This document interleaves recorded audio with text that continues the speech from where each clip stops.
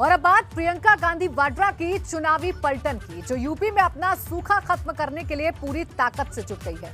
क्योंकि पार्टी जहां भाजपा गद्दी छोड़ो जैसे नारों के साथ लगातार प्रदर्शन कर रही है, तो वहीं उसने यूपी चुनाव समिति की टीम का ऐलान कर दिया है।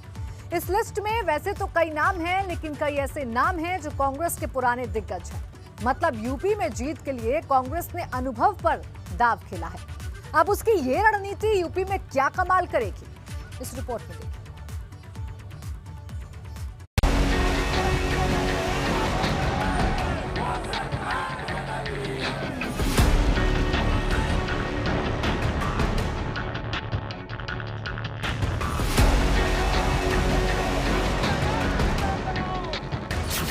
कांग्रेस ने तैयार किया यूपी जीतने का प्लान।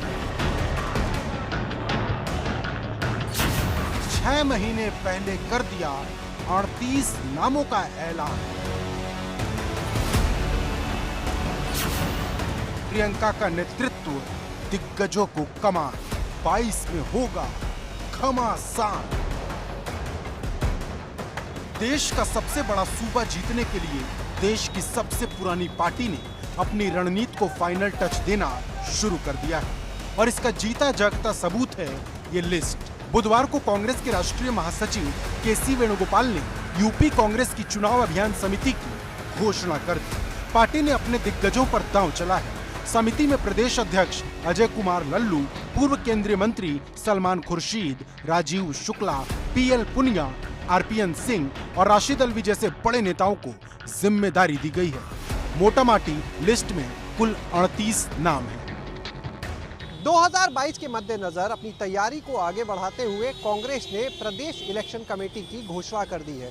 इस कमेटी में प्रदेश अध्यक्ष अजय कुमार लल्लू समेत 38 नेताओं को शामिल किया गया है।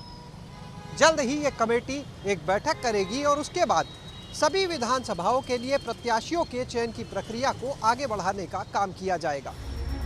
इस लिस्ट की खास बात यह है कि इसमें कई पूर्व मंत्री, सांसद, विधायक, पार्टी के कद्दावर नेता और रणनीतिकारों को शामिल किया गया है।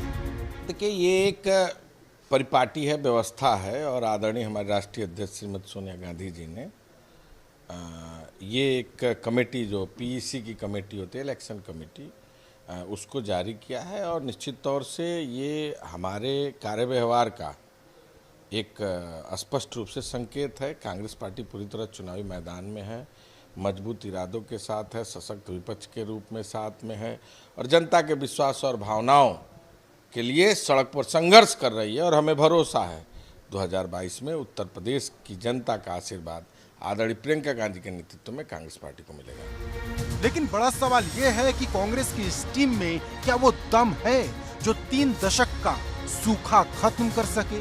क्योंकि सच तो ये है कि भाजपा अभी कांग्रेस को हल्के में ही ले रही है। 1989 के बाद उत्तर प्रदेश में तो सत्ता के करीब पहुंचने की कोशिश करते हैं, पहुंच नहीं पाते हैं। कभी सपा, कभी बसपा की सरकार में किसी तरह से जुड़ जाते हैं, तो उनकी जो छटपटाहट है सत्ता प्राप्त करने की, वो सबको समझ में आती है। लेकिन वो क्या करेंगे कमेटी घोषित करके? मैंने समाचार पत्रों के माध्यम से ही किसी दिन पढ़ा कि उनको सभी सीटों पर उम्मीदवार नहीं मिल रहे हैं, अच्छे उम्मीदवार वो खोज रहे हैं, उनकी खोज पूरी नहीं हो रही है। तो कमेटी बना करके चुनाव अभियान में अग्रणी बनने की कोशिश कितना करेंगे? कमेटी से चुनाव नहीं होता है, चुनाव कार्यकर्ताओं से होता है, चुनाव जनता के समर्थन से होता है।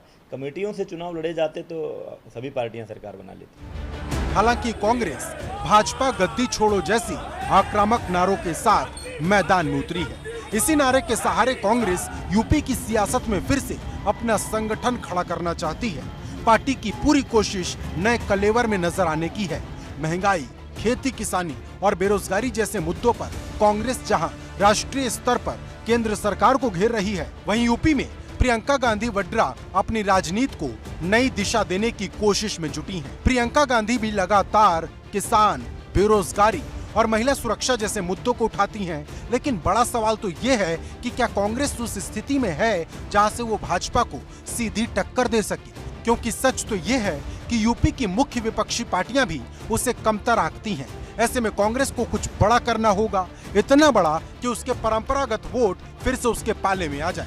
क्योंकि कांग्रेस के सामने सबसे बड़ी जंग अपने लिए एक स्थायी वोट बैंक बनाने की भी है। अब कांग्रेस इसमें कितनी कामयाब होगी ये देखना होगा। Bureau report, ABP Ganga.